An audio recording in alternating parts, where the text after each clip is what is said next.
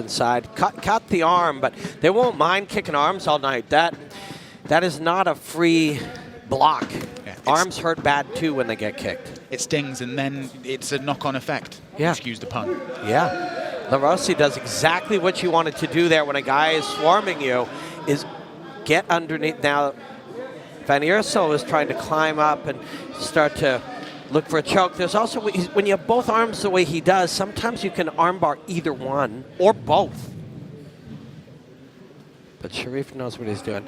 Again, I think it's really cool that Stefan can move to the cage. There's, you know, in overly corporate shows, they might not allow that. But that illusion of unbiasedness is just an illusion. That is a lie. We're all human. We all have some amount of bias. So why not just accept it and be honest with it? Well, there's some good work there by Eersel. Yeah, so what Sharif extracted both arms in that process. And when two arms are out, you can pass quite easily the way he has. He's going to try to mount here. He got a little too excited, you know, wanted to take a step too far, and he's back into a butterfly guard. And what does it mean here that Eersel's got the control of LaRossi's right arm? So he's trying to control both. He was looking to control the other one from underneath, and then you can swap. You're either in a crucifix from under or you reverse the position. But LaRossi now they'll call this north-south for obvious reasons. You know, one's pointing. I wonder why. One's pointing up and one's pointing down. And he's having it's not easy. Van Eersel is not surrendering any of these positions. There's little different styles of chokes that can be built. That is an inverted triangle. It's not fully closed. And the arm is in a weird position. But he can hook it. It was interesting. Rafael and Sun Sao got tapped last night with an inverse triangle. For sure you can tap. So his arm is in, right? So normally you would see the arm sticking out of here, sticking out of the triangle itself. But you can still choke from there. But LaRossi very smooth in getting out of that and then getting straight back. He's going to get reversed. Offensive. No, Nice elbow.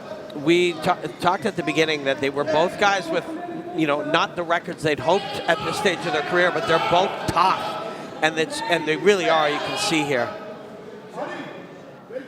And it's been very active from both fighters. Yeah. Very little stalling in this. So far, it doesn't look like LaRossi's gas tank has been emptied too much by this drop down to bantamweight. This was a really good idea. Big shots. The game was too muddy, low, so he came up high.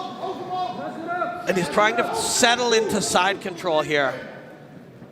And the man on the bottom is just not settling.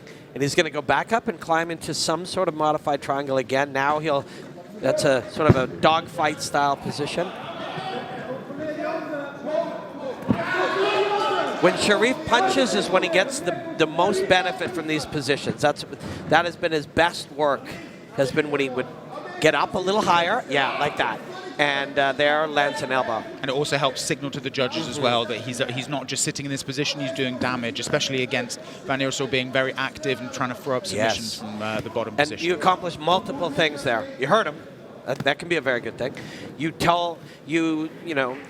use the term scoring points from there. We say that. It's not actually scoring points, but what you are seeing is the judges are seeing you as winning the round. Now he goes to the mount. That was a really slick, smooth, confident mount take. And he managed to resist as well the attempt of a reversal and bucking out of there. Van Eersel is very, very elastic dude. Constantly. He will not accept positions. But then Sharif forced it on him again. Almost back into mount. He was in the mount there for a second, and then Eersel managed to get his foot. Or is that a heel hook attempt? So, yeah. Sharif went to something that he's trained many, many, many times, which was a back step into punches, but he's not out yet. You could see the way that he chose the back step to the punches was drilled into him. And he's free now. And he goes left shoulder to face. And it looks like Eersel's had a cut opened up over his left eyebrow. And he steps into side again. So that'll be a very clean round for Sharif. The end of the first round. Yeah, not an easy round. No. Not hard work. But he's going to really like that. He's going to feel confident about that. He won the round. He never, you know, he took everything, all the resistance that was offered, and he kept pushing through it. And yeah, he'll be very happy with that. But Van Eersel should be pretty proud of that round too, man. He refused to accept anything. It's a tough one for both guys. And here was the takedown that basically dominated the entire first round. So you would normally see the right arm sticking out of that triangle. Instead, it's squashed across. But all that has to matter is your own shoulder chokes you, and you can be choked from that position. But he backstepped and circle stepped a lot throughout this.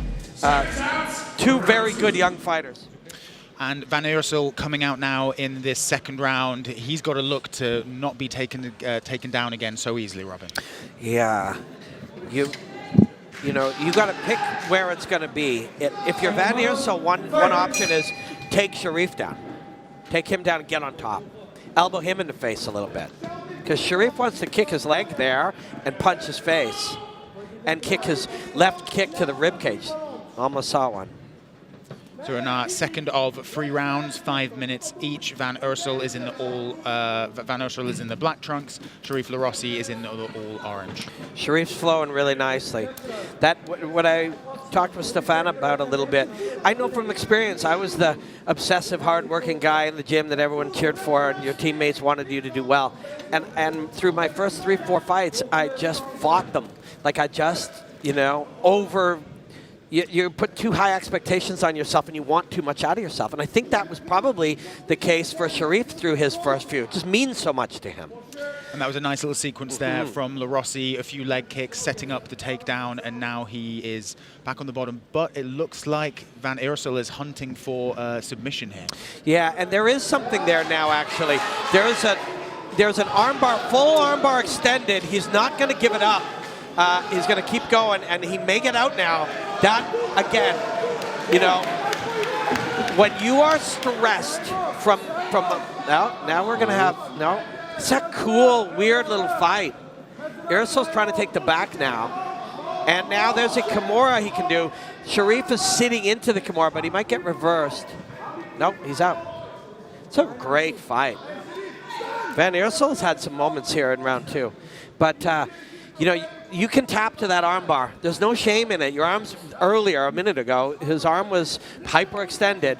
And when you're feeling the pressure, sometimes that pressure, suddenly you tap and you can't believe you did it because you could have fought through it and you don't know why you didn't. And that didn't happen here. Sharif is fully in this fight. This is a triangle. This is the inverse triangle. Yeah. So this is a triangle. The shoulder isn't being squashed. So again, he doesn't have to tap here. The triangle is completed with Sharif's right shoulder, and his right shoulder is not cutting off the blood flow on the right side of his neck yet. And no, there was a regrip. No, he's out.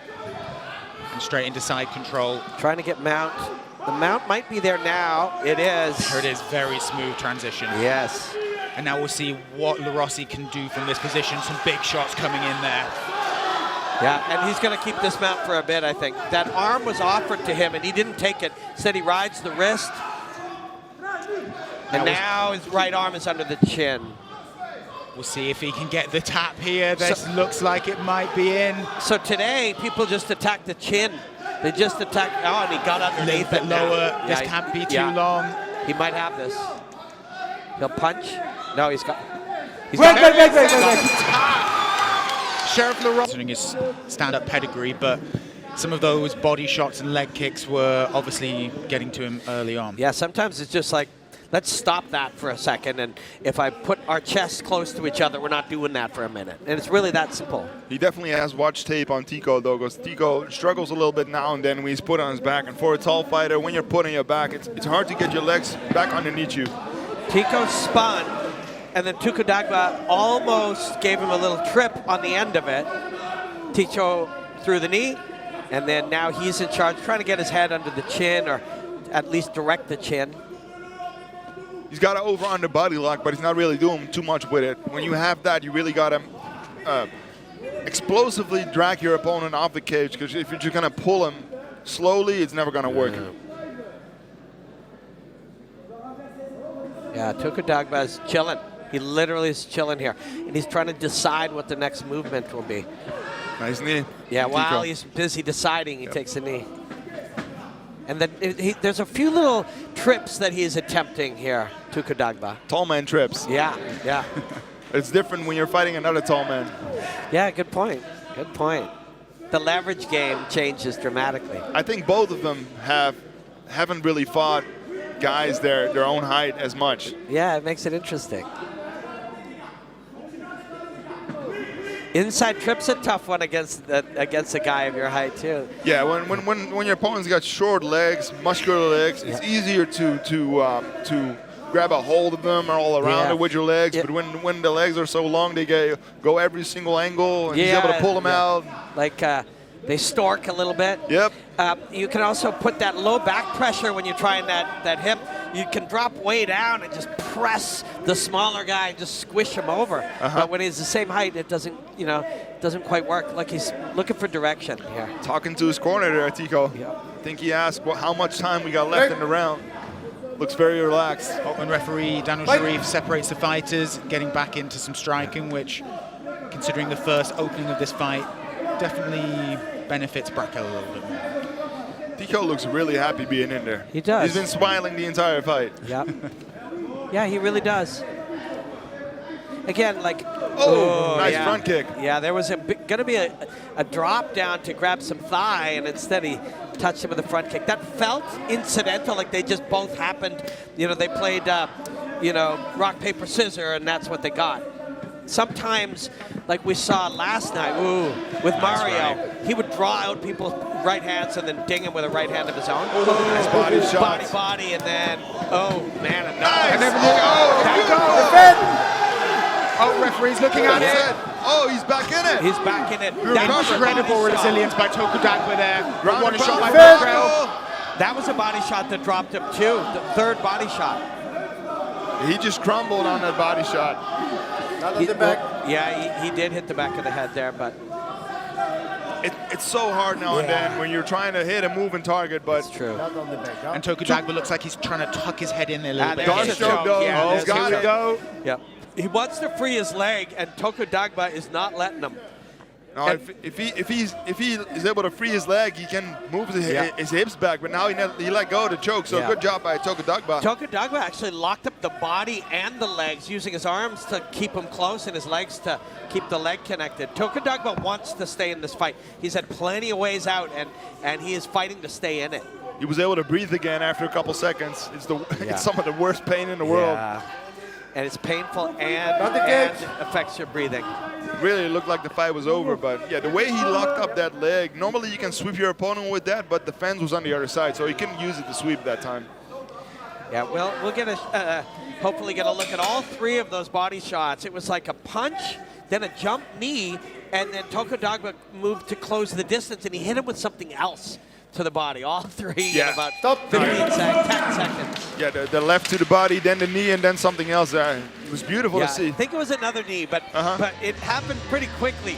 And, the old eyes can track these things usually pretty good. That's how fast it was. That's a little bit of the clinch work that dominated the first half of the round, and then the second half, things opened up a little bit more when the two were separated by referee. Yeah, he already had a couple nice short knees against the fence, and after a while, they add up. So a kick, then it's a punch to the body. There, knee, and right. This one is there. it. Boom, Yeah. beautiful off the fence. It was a knee. It was knee, punch, knee, spin, knee, and he hurt him. Good job timing that by Tuukka Dagba though knee, to get back in. Knee, it's right to the sternum. And what happens when that hits you is you hear this sound. It sounds like, and all the air comes out of your diaphragm. Fight. And it hurts, but it's also shutting you down. It doesn't shut you down because it hurts. It's like and my friend Joe Lozon used to say this, like a poison arrow. The arrow hurts, but it's the poison that kills you. Yep. So the knee hurts, but it's the things that the body secretes that shuts you down. It's pain and shutdown, not pain because of shutdown or shutdown because of pain. They're incidental. It may sound a little psycho, but I love to see when someone gets, gets hit in the body like that, and the body just gives out and they fall down. It's art. It does sound a little psycho stuff. It does. But it's even more impressive when they manage to keep on standing up and going after that. Like, He's in great shape. Yeah, because you can't just will it, right? It's actual biological shutdown. You have to survive whatever happens long enough to get it back. If it would have happened in the 3rd round when he would have been really tired, your body's screaming for oxygen, and then you cannot breathe for like 20 seconds, that could have been it. But he's in real good shape in the 1st round. So he probably only couldn't breathe for 10, 12 seconds, survived the barrage that came with it long enough to kind of get back in it. Great job. We've gone Tokudagba initiated this clinch here. Looked like Brickell was maybe getting the upper hand in the stand-up there. This is interesting. How is Brickell going to try and get out of this situation? Because obviously he wants... That's the 2nd time that Ticho has spun, but Tokudagba sort of kept the spin going, used the momentum, and almost took him down. Bracco does a good job with those spins, and he does a really good job staying relaxed up against the fence. And when you're tall, I know a thing or two about being tall. But nice knee. Yeah, the knees are the thing tonight for him. Yeah, he's doing good, man. Nice shots there, too. I like both guys, and I appreciate what they've both shown us, but Tokudagba's guts, and it's not just toughness, like it's mental guts too, mental toughness. Because he's eaten a lot. And another big body shot there, and Tokudagba looked a little bit fatigued and slow when he came in for that takedown. I would like to see Tico take, separate and, work from a distance a little more, because he's been doing really well from there, from further away. The knees, of course, we've seen a lot of, but he's landing punches. There we go. This could be it. This could be it. This has got to be it. He's got the choice to. But Tokudagba, fantastic work there. The heart on this man. When he fell off that knee. He didn't, look for the ground. The knee shredded him to the ground, and he's right back in it. See if Bracco can posture up and throw some strikes like this. Beautiful. Use your one arm to posture, and then the other one to do damage. Obviously was listening to you, Stefan. Yeah, I mean, he's right in front of us. I think I know a thing or two about MMA, guys. Yes. You had 24 UFC fights. I'm going to probably say it almost every time I work with you, but you knocked out Stipe Miocic. Yeah. If he finishes John Jones, I'm willing to give him a rematch. Yeah. It's going to cost him a little bit, but I can do it. Yes, you can do it. Wouldn't that be the best if he were able to pull that off in the cage that night? Struve, I'm looking for you. You took everything I worked for. Yeah, well, a couple $1 million and we'll get you right back in there. I think so, yeah. I think that should work. Yeah. Well, you heard it here, Mr. White. Yeah. Don't call him Mr. White. All right, let's go back to the fight. Let's posture up and back to strikes, Tico. Not only do they deserve it, Ticho's, looked phenomenal. Just waves of offense, but Tokudagba, man, wants to be in this fight. There's plenty of times that a lot of guys wouldn't still be here. The knees, the shots on top of him after the knees, the knee that dropped him in this sequence, he wants to be in here, and it's incredibly admirable and inspiring. He didn't want to stand up with Tico anymore, though, so he chose to be on his back. Also because Tico is sticking to him too much. I want to see him posture up, throw strikes, throw those elbows from when he's sitting up with those long arms. So when Ticho's got his head in the sternum, that's what Stefan's talking about. Not much he can do from there, but he feels safe. Yep. That's why he's going there. It feels safe. He doesn't feel like he can keep his thighs where he wants it to stop triangles and arm bars and stuff. And his own head is buried. Tokudagba can elbow the top of the head, and that's one answer when a guy buries his head in your sternum to try to win the round. You can also use your hips to get them upright when you want to create space when you're on your back. Not a lot of people do that, but when you bridge, when he's in your guard, explosively you can get him up and throw an elbow in his face. Yeah. Armbar attempt, but ended around. Yep. So what you're saying is if he doesn't want to posture up, you can force him to briefly and then slice him. Exactly. Yeah, smart. What Michael Bisping did with George St. Pierre. Yes. Yeah, I was there that night. When George got up, well, let's go back to this. So we're going to see some real good knees. Oh, that's similar to the one that dropped him earlier. When you're coming in, he's backing up, and he's nailing you with the knee. That one. There we go. There's one that drops him, and he falls hard, and it takes a lot to stay in it. And Toku Dagba has, I think we'll see it here. Yeah. I wonder if it's his body again. No, he got one to the temple, too. There. Nice. Yeah. Oh, God. And the guts for Toku Dagba Yeah. to stay in there. Again, we were all calling it, thinking it was over. Yep. 2 times knocked Yeah. down like that. Yeah. So And Tito is celebrating, like, getting really into it, which is great. He's winning the fight, no question about it. But Nice. if Toku Dagba found a way, it wouldn't just be the finish that we'd be talking about. It's the survival that he had to do to get to that finish. You're still in the fight when you're still in the cage, you know? Beautiful uppercut there. Yeah. gorgeous Very work. He looks, nice. he's looking so good tonight. Toku Dagba is ready to go, man. Yeah, he is. Yeah. If I was Tico, if I was his corner, I'd be screaming to keep his distance. Yeah. See if he could do damage on top, almost like a crucifix there. He's coming up beautiful on his though back, from Toku yeah. Dagba. Yep. Beautiful get Yep. up. Yep. It's from a dog fight Nice. position. Now he's going to get Lovely his work. turn. Yeah, that's a sequence from dogfight that guys use as sort of a sweep on their way up. Yep. It's a blue belt sequence, but it's a good one. It's a lifelong sequence you can use forever. The best version of that was Volkanovski against Ortega. When he had him in yeah. that mount guillotine, Yeah. then he used that to get back to his feet. It was beautiful. Yeah. One of the greatest moments in recent Yeah. years of MMA. Eddie Bravo built a whole sequence off of that position where you're sliding under the leg and try to crack his legs in half. And, you know, it's just such art, you know. It's very interesting though. After these dominant 2 rounds Yeah. for Bracco, now Toku Dagba is on top, and we get to see what he can do on top. And as I said earlier, He's- Bracco struggles when he's on the bottom. And the referee is standing them up. No. I don't really understand this one. That's a shame. That's a shame. This guy worked so hard, and Daniel's a wonderful ref. He's the best ref in the region. But when a man has worked so hard to get to that position through 11 minutes, and that he was still kneeing the bicep, which is something. It's still hurting his man. Well, he worked so hard, and he took a ton of punishment in the first 2. So Yeah. the last thing he wants to do is get back up. Yeah.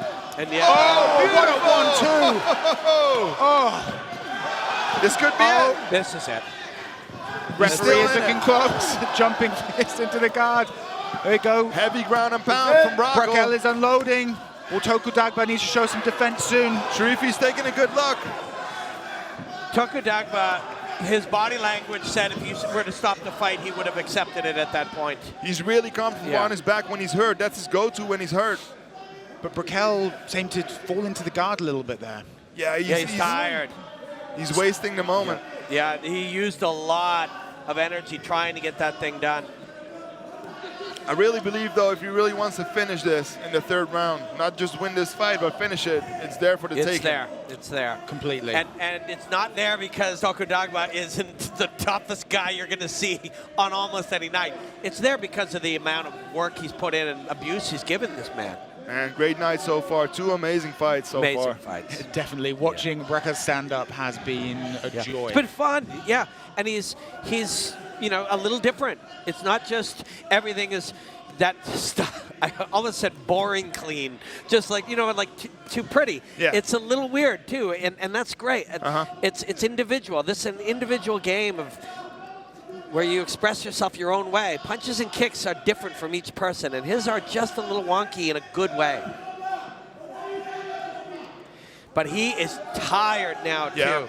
He needs to really, you know, focus on in his training, in my opinion, when he's in this position, when he hurts someone and he gets in the guard, get up. Yeah. When you're that tall, you can sit up and you can connect from all the way up there and create so much force downwards. Toku Dagba still using whatever he's got. Great He was looking for the Kimura sweep. He was looking for the up and over. Like, you know, fundamental tools. He got a sweep earlier with a fundamental sequence. He's looking for it still. And he's almost been out of this fight many times. And he's still in there. Using the grapevines to try and set something up, but it's so hard with the long legs from Teagle to really do something with those grapevines. It's true. You need really long grapevines too to do something with the legs of Tico Bracco. Yeah, Tico goes over to half guard, and, you know, I don't know who will win this round, but Tico won the first 2. He'll win this because he dropped him with that sequence. Yeah. Yeah, that beautiful 1-2 and then the follow-up punches. If it wasn't for that, it would have been a close call, but definitely Tico's now. Yes. Again, you know, I don't like to criticize refs, especially great refs, or second-guess things. But when Takedown was on top, after all that work to get there, you know, and to be stood up, that must have been heartbreaking. And yet, he's still in it, still looking for his moment. Oh, there we go. I thought something was going to happen after the bell there. Beautiful fight from both men, though. Yeah, high octane, lots of back and forth action, some unbelievable heart shown by Takedown. And Brickell's stand-up, though, like you were saying, Robin, a little bit wonky, a little bit eccentric, but gorgeous to watch. And the angles he coming in on kept Takedown on his toes. Yeah, you run out of, you know, adjectives to use, but like, look how he's punching from low down, you know, and he's elastic but long, so he looks different, and different's good. In fighting, different is hard. Body shots here, knees all the time. This was that sweep sequence. God, he worked so hard for so long to finally get his moment on top. Must be heartbreaking in that situation where you feel you have an opportunity to do some damage, but it's the way the sport goes. Yeah, it's true. And the touch there. Right here, when he's covered up and Ticho is celebrating, you could stop the fight if you chose. You know, right there too. Rolled over to one side, the body language is saying the arms are not covering. Like you could choose to stop it if you wanted to. And I credit that Daniel's talking to, and there, when he throws one back, you can no longer stop it. You gotta, and he's throwing hammer fists because he's so gutsy. You gotta let him fight because he wanted to still be in there. That was incredibly inspiring. It's exactly what the referee wants to see when he tells you to fight back. Well, let's go to the official announcement now. Well, ladies and gentlemen, after 3 rounds of 5 minutes, we've counted the points, and we have a winner. Well, the winner is the man in the red corner, Ticho Braco!